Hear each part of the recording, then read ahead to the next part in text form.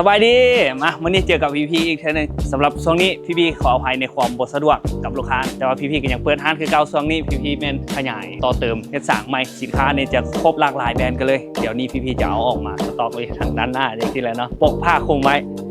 แล้วก็คลิปนี้พีจะปล่อยเครื่องให้ตัวนี้แบรนด์เซนเดนตัวนี้ยาวเม็ดซาวเด้อกว้างเม็ดซาวนะกว้างสูงตัวนี้ใหญ่ที่สุดแล้วเนาะแบรนด์เซนเดนอินเตอร์คูโมเดลรุ่น OEM 1205i นี่ให้ลูกค้าสามารถเซิร์ชเบิ่งโมเดลเครื่องได้เลยตัวนี้เป็นกระจกโลอี2ชั้นเนาะมันจะบ่เกิดฝ้าทางในมันจะสูญญากาศได้โลอีเนาะมันก็เป็นกระจก2ชั้นอย่างสิแล้วก็ทางด้านในมันจะบ่เป็นน้ำก้อนเกาะได้จะมาแบรนด์นี่คือพี่เคยย้ำหลายๆเทื่อแล้วนะเนาะมาแบรนด์เซนเดนเบิ่งยังไง SANDEN จังซี่ได้ไปเซิร์ชเบิ่งนำอินเทอร์เน็ตตึมมีสลักเบอร์5อยู่นี่สลักเบอร์5มันก็จะบอกว่า OEM 1205i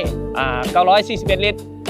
33.3 คิวบิกฟุตย้ำมาแบรนด์แท้เด้อเนาะยังงามตัวนี้พี่จัดให้เพียงแต่20,700,000เกียรตินี่ปล่อยช่วงนี้ให้แล้วก็ตัวรุ่นพรีเมียมสีดำนี่ SANDEN นี่เป็นรุ่นพรีเมียมเด้อนี่พรีเมียมเนาะสีดำเป็นกระจกโลอีเส้นเดียวกันวัสดุแน่นหนาคือกันเนาะรุ่น YEM 1105IP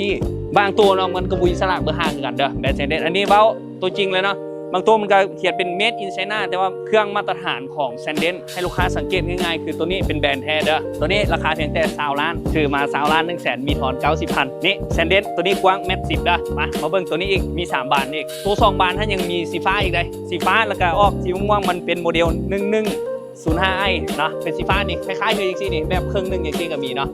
แล้วตัวนี้ลูกค้าหลายๆท่านก็สิคุ้นหน้าคุ้นตากันแล้วนี่อันนี้แหละคือแบรนด์เซนเดนของแท้เนาะตัวนั้นก็เป็นของแท้เช่นเดียวกันเด้อราคา26,200,000 กีบรุ่น3 บาทของเซนเดนตัวนี้เป็นรุ่น YEM 1605i ถ้าเป็นตัวสีดำก็มันจะเป็นพี่ย่อมจากพรีเมียมเนาะนี่ตัวนี้กับตัว2 เมตร 3ตัวเมตร 3ที่พี่เอาให้เบิ่งเมื่อกี้เนาะและตัวนี้เส้นเดียวกันเด้อมันจะมาแทนรุ่นตัว 1605i ตัวนี้เป็นตัวมาใหม่เด้อนี่เป็นกาตัวสีแดงแบบสตรอเบอรี่จริงๆเนาะราคาเดียวกัน26,200,000 กีบเนาะสเปคคือกันหมดตัวนี้จะเป็นโมเดลมาใหม่เนาะเป็นสลักเบอร์5เส้นเดียวกันเด้อสำหรับท่านไหนอยากมาเบิ่งสินค้าตัวจริงมาได้เลยเด้อที่บ้านโพนเบาๆเมืองศรีสัตนานครหลวงเวียงจันทร์เด้อนี่ข้างหน้าห้างเฮานี่ตรงกันข้ามกับปั๊มน้ำมันพลังงานบัวสวรรค์เส้นทางขึ้นไปถึงจะเป็นกำแพงของหมอ103แล้วก็ติดกับบริษัทอนุสิทธิ์ขนส่งด่วนเลยนี่สำหรับลูกค้าต่างแข่งเนาะพี่ฝากให้เลยเนาะใกล้ๆนี่ใกล้ๆกันเลย